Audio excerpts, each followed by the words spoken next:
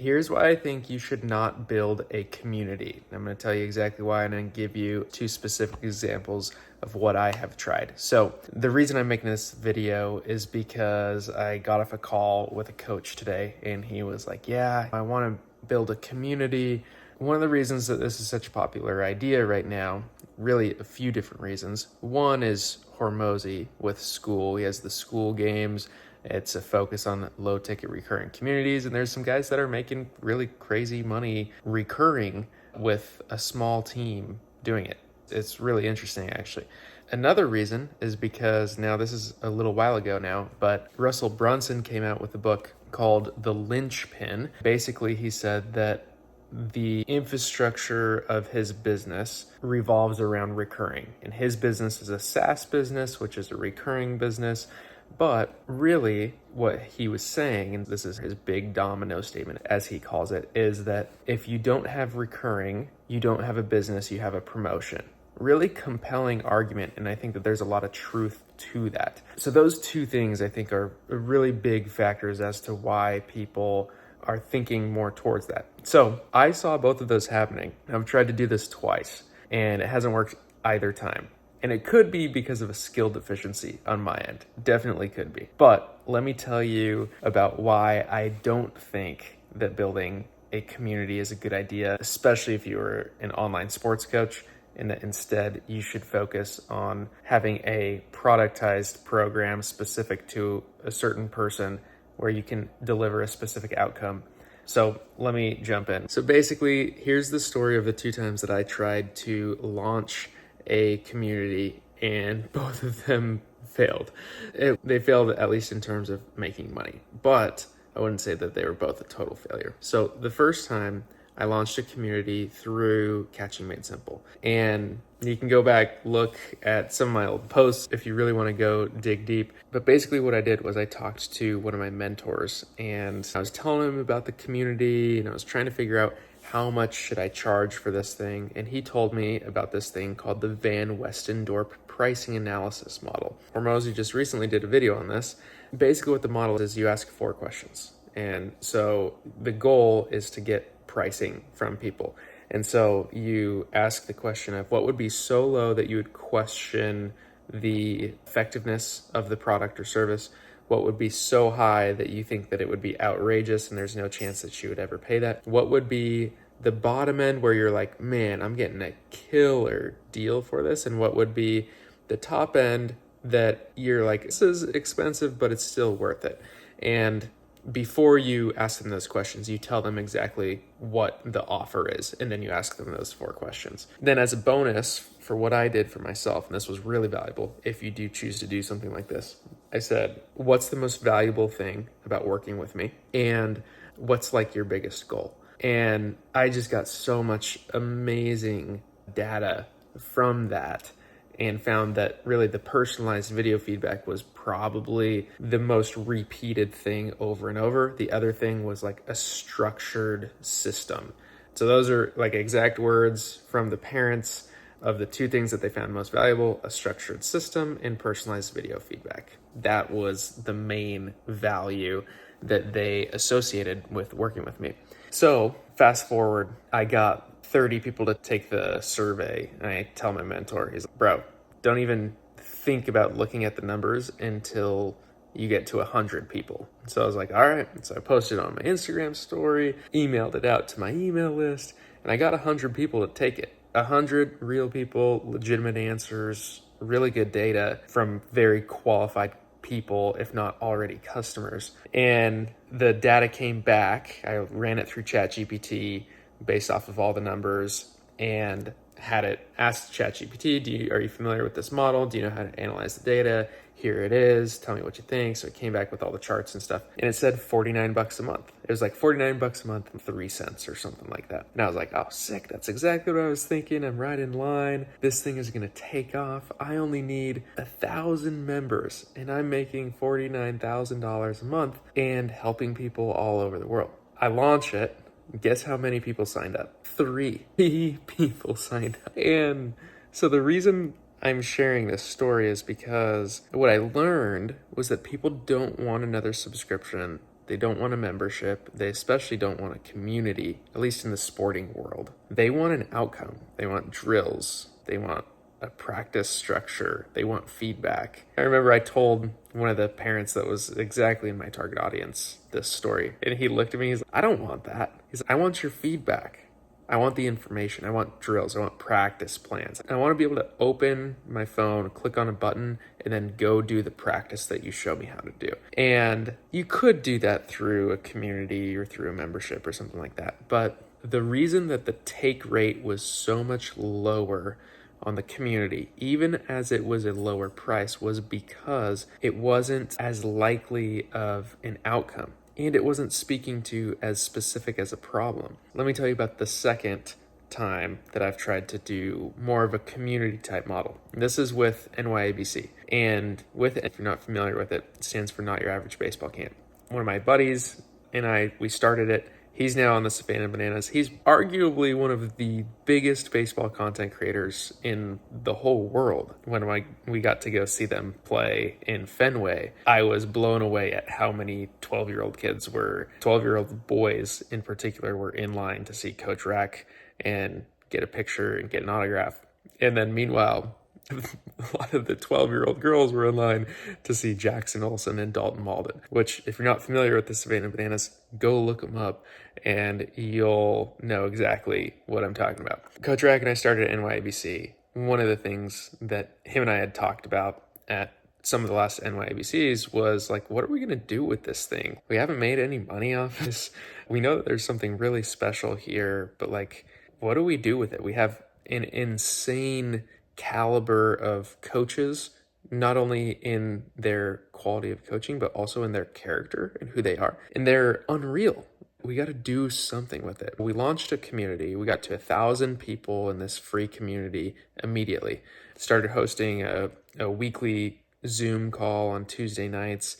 And we had 60 to 70 people in there. And recently we've had about 40 to 50 people in there every week. That happened as we were doing that was I was trying to help create a coaching program for NYABC. And so I worked with Drew to build a hitting program. And as we were doing it, I was like, we could go the course route, but I think that people really want the feedback based off of what I've talked about. So let's set up the program the way that I have set up my Catching Made Simple stuff, because I'm not 100% sure that the course stuff is going to work. And as I think about that, we have probably some of the biggest audiences and lots of trust in the marketplace, so that it definitely could work. But the model that we chose to go after was a coaching model, because I thought that would be a way more sure process than trying to just create a bunch of courses and license it out, right? So we build this thing, we build it for Drew, we build it for Bobby. And the thing that was really interesting was that it was difficult. It seemed harder to me to sell it for someone else than helping them sell it for themselves. It seemed more difficult to me to sell it through NYABC for someone else rather than just helping them build their own program themselves. Part of the reason that we decided to do it through NYABC was because one of the things that I had seen happen multiple times was someone would go through my catching program, make a ton of progress catching because they started practicing, worked on the right things, got the right feedback. And then they were like, hey, my catching's pretty good right now. The next thing that he needs to work on is his hitting. And so then I would send him over to Drew. Or they would say, hey, catching looks awesome, but his throwing mechanics are super whack. And I would send him over to Bobby, because I think Bobby's probably one of the best people in the whole world when it comes to throwing mechanics. I've learned so much from him about it. The idea was like, what if we have a one-stop shop where then we don't have to stop collecting payment? Because oftentimes if you stop and start, it's harder than if you just keep going, right? So what if we just consolidated it under one place? We could actually charge more because we're providing more value, because it's now a one-stop shop of some of the best coaches in the whole world on all baseball skill. And not only are we talking about baseball skill, but we're talking about character, we're talking about life. We're really trying to develop people. And as we did that, it just didn't really work. So this was Now, the second time that I tried to build a community, the first time just on catching, second time bigger style community, but through coaching, through higher touch feedback, and it just didn't really work. Fast forward to what I've learned. I think the best way to build a coaching program. So today I had 2 people buy Catch Core at $649. I got on a call with one of them on Monday, and today is Wednesday. So 2 days later, they actually bought it and signed up. The other person I never talked to. Now, the reason that's happening when we were struggling to sell a lower priced offer for hitting and throwing through NYABC is a few reasons. One, I have a ton more testimonials than we had through NYABC, right? So there's just way more proof. And 2, I think that I was solving a more specific problem. Now, I was trying to work on solving a specific problem, and I learned a ton about throwing mechanics and hitting mechanics as I set it up. Even as we just filmed the course, I was like, wow, I understand this at a really high level. But there was no testimonial. The marketing system through NYABC wasn't attached to the product, because really it's the creator is driving the demand for it. And so we looked at it and we decided to shut it down. And instead of running it through NYABC, I was like, I will just help you build it for yourself. So those are 2 stories of why I think that you should not try to do a community. You should try to build a productized program. So here's what it would look like if you were to do that as a sports coach. What I would do first off is, 1, you have to be actually good at coaching. If you're not good at coaching in person, there's no shot that you're going to do a good job of coaching online. What you could do in order to actually do that is, if you're not coaching in person, go coach in person, because you can charge a way higher rate in person. You just have to be there physically. That's the only issue. And if you have to be there physically, then you can't travel. And if you travel, you don't make money. But if you're remote, you can travel, you can be flexible. If you have to go somewhere, you can still make money because you don't have to be there right at the time of the lesson. So all that being said, I think that if you are skilled, the best thing to do is to think about, if you got a person brand new, you've never worked with them before, you need to make sure that their fundamentals are sound. How are you going to start that program?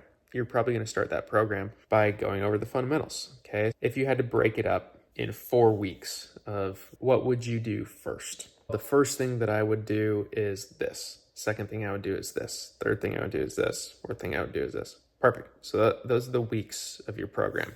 Then we need 3 drill progressions each way, okay, for each of those weeks. What's the biggest problem that you see? What's the biggest outcome that people want when they come and work with you in person? What do they say that they want? And if you don't know, then ask them. Like, hey, what's your big goal? And get it from the kid and the parent, because they could be similar, they could be different, right? A lot of times, one of the things that the parent wants is they want their kid to be confident. They want their kid to have a great high school experience. And they know that if they're on the sports team and they're good, that they're probably going to have a better high school experience. So those are the things that you really want to listen to and pay attention for. Because then if you can speak to that, you can speak to the parent and you can speak to the kid, then your message is just going to be way more resonant with the people and it's going to be way more effective. That's what I would do, right? Think about what is the big problem that you see over and over. That's the easiest fix and the thing that the people want the most. And on top of that, a bonus, if it's measurable, how can we measure it? Because then we map out our program, our weekly progression, our daily progression. And then from there, then we add in the video feedback, right? So again, it's a very simple model. At the core of it, you're essentially taking what you're doing from an in-person standpoint and you're chopping that up, and then you're delivering the teaching online. They consume the teaching, they practice at home, and then they submit the video to you for a review. And one of the things that I thought about today as I was working with this guy, he was a really good coach. I knew that if I told him that he needed to map out a course and all this stuff, he would really struggle. And so I was thinking, okay, how do I make this easier for him? Just film a lesson. That's how. You take a lesson, you take an hour lesson, and you say the first 30 minutes are going to be all on this one, right? Whatever the week 1 focus is. So then basically you have the teaching, then you have the drill progressions, and then you have, okay, here's the videos that you're going to submit to me. Here's what you should continue practicing every week. Beyond that, the second half of that lesson, you do the second week, right? And then I would probably try to keep it with the same kid if you can. If it's with a different kid, that's totally cool too, because then the people that are learning get to see a different type of body and different type of movements actually do the stuff that you're asking them to do. So then I would do the same thing for week 3, week 4, right? Use the thing that you're already doing, that you're already great at, which is the in-person lesson and coaching, and then use that as the cut up content where you're teaching the drills, you're showing the drills, you can even be correcting the drills. Because that's another thing that I noticed. I have a course, a Throwing Made Simple course. And one of the biggest pieces of feedback that I got from that, from people that bought it, where they loved that there was a kid their age in it and that I was giving him corrective feedback, and then they saw him improve in real time. They said that was so valuable. And so as I'm like getting more reps from my end of helping other people create the system that I created for Catching Made Simple, I think that filming it through doing lessons, chopping it up into digestible pieces, turning it into the course material, and then doing feedback on that, I think that's probably the best play. So then, okay, so now you have the course structure, you have the program breakdown. Now you need to have a conversion process, and you need to have content that gets out there, right? So what that would look like is, again, probably Instagram and YouTube are the best places to post your content, because in Instagram you have DMs and in YouTube you have searchability. So then you are creating content around the problems that you're seeing, so problem-focused content. And then you have some sort of, can be manual at first or can be automated, but you tell them to DM you. Have a conversation with them, hop on a sales call with them,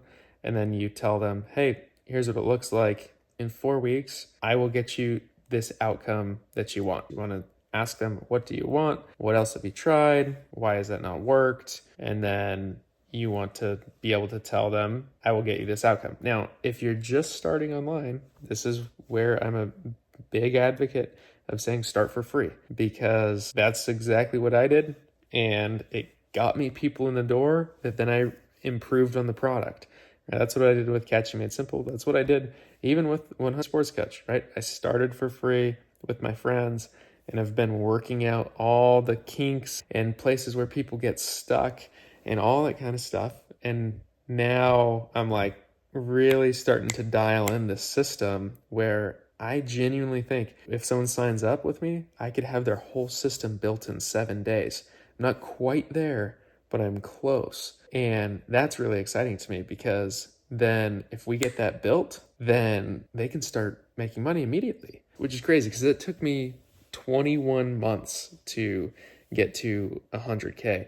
But I bet that there's going to be some sports coaches that get there for sure within a year, potentially even quicker, because now I've run the race so many times, right? I can just help them go faster. So if you are a sports coach and what you're trying to do is build an online business, right? We take the information of what are the big problems, what do people want, we create the program for that, we map out the weeks, we map out the days, and then from there we start marketing it, we start talking about it, we talk about problem-focused content, we have conversations. In those conversations, we sell them into the program. At the beginning, if you don't have any proof, sell them for free because you want the testimonial. Then you do a really good job. You keep creating content, and then you take the results of what you're helping people achieve and you turn that back into content. And it's just this beautiful flywheel that keeps going more and more.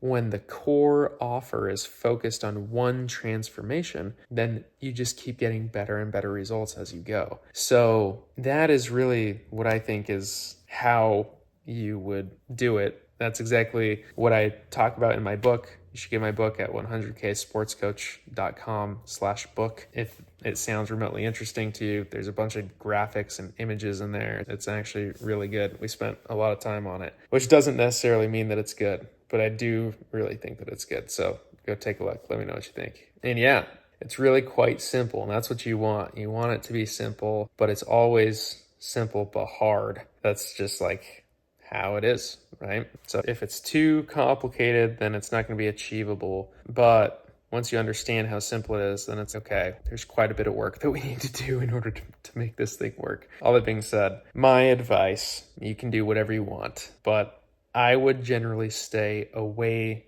from a low ticket community, at least until you have a larger audience. Even if you have a larger audience, you're still going to make more money in less time and make a bigger impact working with a smaller group of people at a higher price point and then giving away your content for free. That's my opinion. You can do whatever you want. But I've gotten so many DMs from kids from all over the country that are like, man, I've made the varsity team because of you, or I'm the best catcher in my little league because of you. I've never worked with them, but I help them all for free with all my content. And then the people that want my help, they pay a higher price, right? 2 people paid me $649 today. One of them I never even talked to because of the power of having a proven program with results and testimonials and content that drives to that, and lead magnets and emails and nurturing systems and all that kind of stuff. And so then when they're ready, then they can just pull the trigger on it. That's ideally what you want. It's simple to build that when you know what needs to happen. It's just hard to do.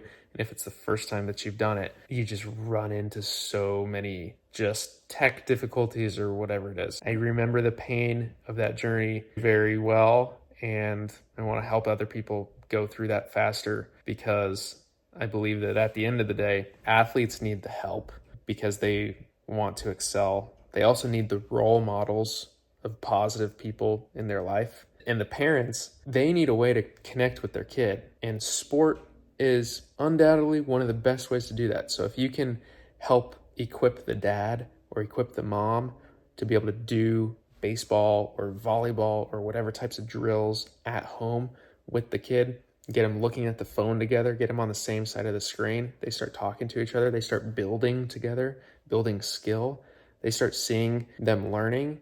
Dude, that is a parent's dream. That's all they could ask for. And then from the coach's side, there's so many awesome coaches out there, but they don't know how to make enough money coaching, because it's really hard to make enough money if you just do it in person, unless you're like the best of the best, right? And so then what do? They go sell insurance, take a job that they hate, and their soul gets sucked out of them. I don't want that either. So that's my long video, like 30 minutes.